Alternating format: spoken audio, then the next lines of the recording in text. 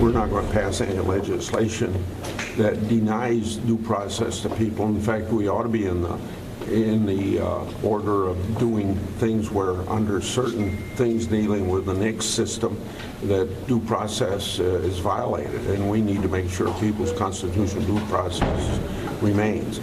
Senator Chuck Grassley weighing in on the federal gun debate as state lawmakers begin to take action of their own.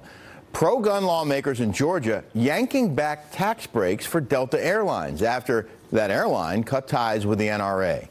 Brad Woodhouse is a former communications director for the Democratic National Committee. Lawrence Jones is editor-in-chief of Campus Reform. Good morning to you both.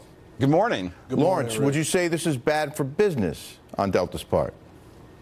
Yeah, it's bad for business because I don't know what Democrats are thinking, because the Second Amendment is really not a partisan issue. There are a lot of Democratic members that are part of the NRA. I think that Georgia is probably taking a bad step, and it's not really conservative to start punishing Delta. But make no mistakes, the NRA members will have their voices heard, and they will affect Delta. Lawrence, Delta released a letter this morning saying it wanted to remove any implied affiliation with the NRA, to remove itself from the debate. Do you support Delta's actions?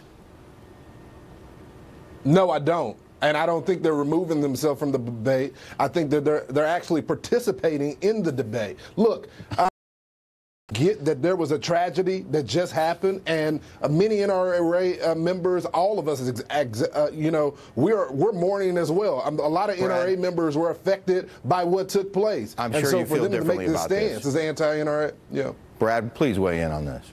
Well, yeah, look, I mean, I think of what these legislators, these pro-gun legislators are doing in Georgia, and it's like taking a brick and just pounding themselves in the head. I mean, look, Delta employs thousands of people in the state of Georgia. Atlanta is their headquarters. They provide millions of dollars in economic development, in taxes. How many people do we think the NRA employs in Georgia? Five lobbyists? How many members do you think they represent? Brad, one other point. Delta says in losing tax benefits in Georgia, our values are not for sale.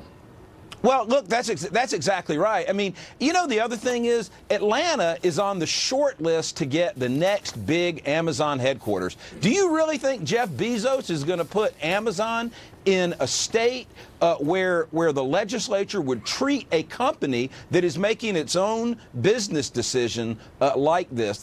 What they've done in Georgia is they're going to hurt their economy. They're going to hurt jobs, and they're doing it for the narrow interests of the NRA.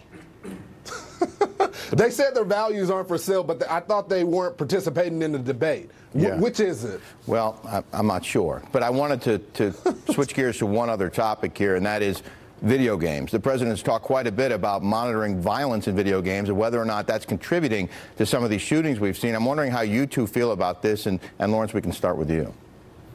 Well, you know, I honestly don't think video games is the problem. Look, I understand that that a lot of violent people may want to play video games, but again, I think our focus is in the wrong place. We should be focusing on these killers and their mindset, not other symptoms like the guns, the video games, and et cetera, et cetera. The implication is their mindset might be shaped by some of the games that they're playing. Brad?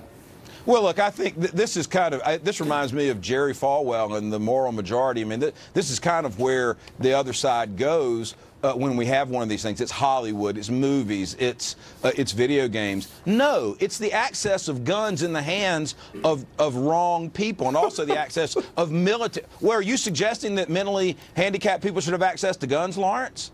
I mean, it's guns in the hands. Well, you just laughed when I said that. It's guns in the hands of the wrong people. There is no one on the right or the NRA that wants the mentally ill to get guns.